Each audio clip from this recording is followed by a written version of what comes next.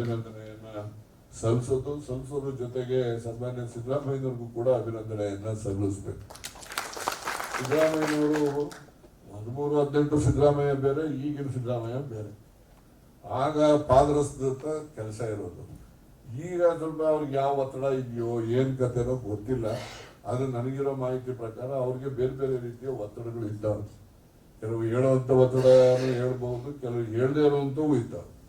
ಆದ್ರಿಂದ ಏನೇ ಆದ್ರೂ ಕೂಡ ಎಂತಹ ಸಂದರ್ಭ ಬಂದ್ರೂ ಕೂಡ ಸಿದ್ದರಾಮಯ್ಯನವರ ಒಂದೇ ಒಂದು ಪುಣ್ಯದ ಕಾರ್ಯಕ್ರಮ ಅಂದ್ರೆ ಅನ್ನಭಾಗ್ಯ ಕಾರ್ಯಕ್ರಮ.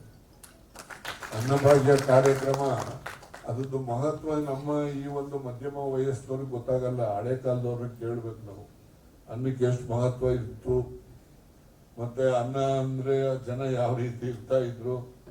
ಇವತ್ತು ಅನ್ನ ಅಂದ್ರೆ ಲೆಕ್ಕಕ್ಕೆ ಇಲ್ಲ. ಇವತ್ತು ಅವ್ನು ಯಾವನೋ ಬೇಳ್ತಿದ್ದ ನನಗೆ, ಏನಪ್ಪಾ ನಿಮ್ಮ ಅಕ್ಕಿ ಎಲ್ಲ ಸಾಕನೆ, ಏನಿಲ್ಲ ಸ್ವಾಮಿ. ಮೊದ್ಲು ನಮ್ಮ ಮನೆಗೆ ಹಬ್ಬದಲ್ಲಿ ಅನ್ನ ಮಾಡೋರು ಬೇರೆ ಸಮಯದಲ್ಲಿ ಮಾಡ್ತಿರ್ಲಿಲ್ಲ. ಈಗ ಪ್ರತಿ ದಿವಸ ನಾಷ್ಟಕ್ಕೂ ಅನ್ನ ಮಾಡ್ತೀವಿ, ಮಧ್ಯಾಹ್ನ ಊಟಕ್ಕೂ ಅನ್ನ ಮಾಡ್ತೀವಿ, ರಾತ್ರಿಗೂ ಅನ್ನ ಮಾಡ್ತೀವಿ. ನಾವೆಲ್ಲರೂ ಚೆನ್ನಾಗಿ ತಿಂತೀವಿ. ನಮ್ಮ ಮನೆ ನಾಯಿಗೂ ಅನ್ನನೇ ಹಾಕ್ತೀವಿ ಸ್ವಾಮಿ ಅಂತ. ಹೆಂಗೆ ಜನಗಳಿಗೆ ಅನ್ನ ಅಂತಕ್ಕಂಥದ್ದು ಇವತ್ತು ಎಷ್ಟೋ ಸಸ್ತ ಆಗ್ಬಿಟ್ಟಿದೆ ಅಂತೇಳಿ. ಮೊದಲೆಲ್ಲ ಯಾರು ಭತ್ತ ಬೆಳೆಯೋರು ಅವ್ರನ್ನೆಲ್ಲ ಅನ್ನ ಮಾಡೋರು ಅಷ್ಟೇ. ಭತ್ತ ಬೆಳೆದೇ ಇದ್ದವ್ರು ಏನಪ್ಪಾ ಅಂದ್ರೆ ಅವ್ರ ಹಬ್ಬದಲ್ಲಿ ಅನ್ನ ಮಾಡೋರು, ಯಾರನ್ನ ನೆಂಟರಿಷ್ಟು ಬಂದಾಗ ಅನ್ನ ಮಾಡೋರು.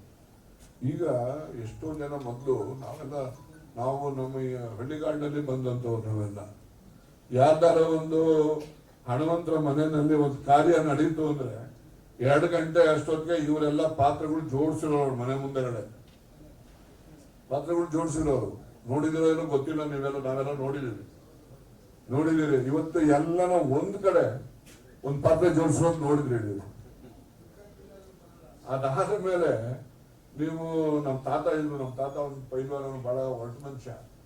ನಮ್ಮ ಮನೆ ಹತ್ರ ಯಾರನ್ನ ಭಿಕ್ಷಕ್ ಬಂದ್ಬಿಟ್ರೆ ಅಲ್ಲೇ ಇವ್ನು ಕರ್ಕೊಂಡೋಗಿ ನನ್ನ ಮಗನಿಗೆ ಎಮ್ಮೆಕಾಯಿ ಕಳ್ಸ, ಇವನಿಗೆ ದೆವ್ವ ಇದ್ದಂಗ ನನ್ನ ಮಗ ಭಿಕ್ಷಕ್ ಬಂದವ್ರೆ ಅಂತ ಬೈಯೋ ನಮ್ಮ ತಾತ. ನಮ್ಮ ಮನೆ ಹತ್ರ ಭಿಕ್ಷಕರು ಅವಾಗ ಅಷ್ಟು ಜನ ಬರೋರು. ಈಗ ಯಾರ್ದನ ಮನೆಯಲ್ಲಿ ಹಳ್ಳಿನಲ್ಲಾಗ್ಲಿ ಪಟ್ಟಣದಲ್ಲಾಗ್ಲಿ ಯಾವನ ಒಬ್ಬ ಭಿಕ್ಷುಕ ಬರ್ತಾನಂತೇಳಿ. ಮೊದ್ಲು ಹುಡುಗರು ದೊಡ್ಡವರು ಎಲ್ಲ ಅನ್ನ ಕೇಳ್ಕೊಂಡು, ಸಾರು ಕೇಳ್ಕೊಂಡು, ಮುಂದೆ ಕೇಳ್ಕೊಂಡು ಏನಿದೆ ಕೊಡಿ, ಕಡೆಗೆ ಏನಿಲ್ಲ ಅಂದ್ರೆ ಈ ಇಟ್ಟಿನ ತಪ್ಪಲೆ ಸಿಕ್ಕಿರೋದಲ್ಲ ಅದನ್ನ ಕೊಡಮ್ಮ ಅಂತ ಕೂತ್ಕೊಂಡ್ಬಿಡೋರು ಮನೆ ಬಾಗ್ಲಲ್ಲಿ. ಇವತ್ತು ಯಾವನು ಭಿಕ್ಷಕ್ಕೆ ಬರಲ್ಲ. ಮತ್ತೆ ಯಾರನ ಮನೆಯಲ್ಲಿ ಹಣವಂತರು ಮನೆಯಲ್ಲಿ ಸ್ವಲ್ಪ ಹುಡುಗೋಗೈತೆ ಬಂದ್ರೆ ತಗೊಂಡೋಗ್ರಿ ಅಂತಾನೆ, ಯಾಕೆ ಸ್ವಾಮಿ ನಮ್ಮ ಮನೆಗೆ ಬಿಡಿ ಸ್ವಾಮಿ ಅಂತ. ಇವಾಗ ಯಾರ ಮನೇಲಿ ಉಳಿದೋದ್ರೆ ಏನಪ್ಪ, ಉಳಿದೋದ್ರೆ ಈಗೆಲ್ಲ ಹಾಸ್ಟೆಲ್ಗಳಿಗೆ ಕಳಿಸ್ತಾರೆ, ಎಲ್ಲಾನು ಬೇರೆ ಕಡೆ ಕಳಿಸ್ತಾರೆ. ಅವತ್ತು ಮನೆಗಳಿಗೆ ಯಾರು ಹೋಗಿ ತಗೊಂಡ್ಬರುವಂತ ಪರಿಸ್ಥಿತಿ ಇಲ್ಲ. ಅಂದ್ರೆ ಅಂತ ಪರಿಸ್ಥಿತಿ ಸೃಷ್ಟಿಯಾಗಿದೆ ಅಂದ್ರೆ ಅನ್ನಭಾಗ್ಯ ಕಾರ್ಯ. ಬೇರೆ ಏನೇ ಕೊಡ್ಬೋದು. ಅನ್ನಭಾಗ್ಯ ಕಾರ್ಯಕ್ರಮಕ್ಕೆ ಸಿದ್ದರಾಮಯ್ಯನವರು ಅವರೇ ಹೇಳ್ತಾರೆ, ನಮ್ಮೂರಲ್ಲಿ ಹಿಂಗಿತ್ಕಣೆ ಹಂಗಿತ್ಕಣೆ, ನನಗೇನೋ ಅಧಿಕಾರ ಬಂದ್ರೆ ಇದು ಮಾಡ್ಬೇಕು ಅಂತ ಅನ್ಕೊಂಡಿದ್ದ ಕಣೆ ಅಂತ ಹೇಳಿ ಅಂದ್ಬಿಡ್ತಾರೆ. ಮತ್ತೆ ಮನುಷ್ಯ ಎಷ್ಟೊಂದು ನಿಷ್ಕಲ್ಮಶವಾದ ಮನಸ್ಸು ಅಂದ್ರೆ ಅವ್ರದ್ದು. ನಾನು ಶಿವಭಾಗ್ಯದ್ದು ಅವ್ರ ಹತ್ರ ಒತ್ತಾಯ ಮಾಡಿದೆ. ಶಿವಭಾಗ್ಯದ್ದು ಅದೇನೋ ಆಗಲ್ಲ ಅಂತ ಕಡೆ, ಅದೇನೋ ಅಧಿಕಾರಿಗಳೆಲ್ಲ ಹಂಗೆ ಹೇಳ್ತಾರೆ ಹಿಂಗೆ ಹೇಳ್ತಾರೆ. ನಾನು ಹೇಳಿದೆ, ಅಧಿಕಾರಿನ ಸರ್ಕಾರ ನಡೆಸೋರು ನೀವ್ರಿ ಸರ್ಕಾರ ನಡೆಸೋರಿ ಅಂತ ನಾನು ಸುಮ್ಮನೆ ಹಂಗೆ ತಮಾಷೆ ರೇಗಿಸ್ಬಿಟ್ಟೆ.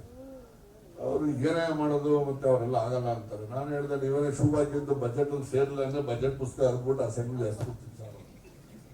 ಅವಾಗ ಅವರು ಚೀಫ್ ಸೆಕ್ರೆಟರಿ ಇವನಂತಾನೆ ಕಂಡ್ರಿ, ಇವನು ನಿಮ್ಗೆ ಗೊತ್ತಿಲ್ಲ, ಅವ್ನ ಸವಾಸ ನೋಡ್ರಿ ಹೆಂಗನ ಮಾಡಿ ಸೇರಿಸ್ಬೇಕ್ರಿ. ಅವಾಗ ಹೇಳ್ತಾರೆ ಅವರು, ನಾನೇ PUC ಬಂದು ಹೋಗತಕ್ಕ ಚಪ್ಪಲಿ ಇರ್ಲಕ್ಕಂಬಾರೆ ನನಗೇನೆ ಅಂತ. ಆಮೇಲೆ PUC ಹೋದಾಗ ಅವ್ರ ಅಪ್ಪ ಟೈರ್ ಚಪ್ಪಲಿ ತಂದು ಕೊಟ್ಬಿಟ್ಟಿದ್ರು.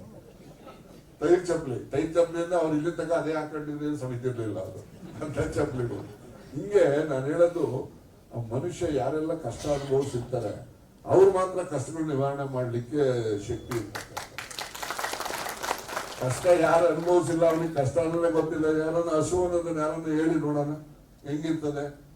ಯಾರು ಹೇಳಕ್ಕೆ ಆಗಲ್ಲ. ಯಾರನ್ನ ಅನುಭವಿಸಿರ್ತಾರೆ ಅವನಿಗೆ ಮಾತ್ರ ಗೊತ್ತಿರ್ತದೆ. ಹಂಗೆ ಕಷ್ಟನೂ ಅಷ್ಟೇನೆ, ಯಾರು ಅನುಭವಿಸಿರ್ತಾನೆ ಅವನಿಗೆ ಮಾತ್ರ ಗೊತ್ತಿರ್ತದೆ. ಅವನು ಮಾತ್ರ ಅವಕಾಶ ಬಂದಾಗ ನಿವಾರಣೆ ಮಾಡ್ಲಿಕ್ಕೆ ಸಾಧ್ಯ. ಇದು ನನ್ನ ಒಂದು ದೃಢವಾದಂತಹ ನಂಬಿಕೆ. ಇದು ಈ ಒಂದು ವಿಷಯ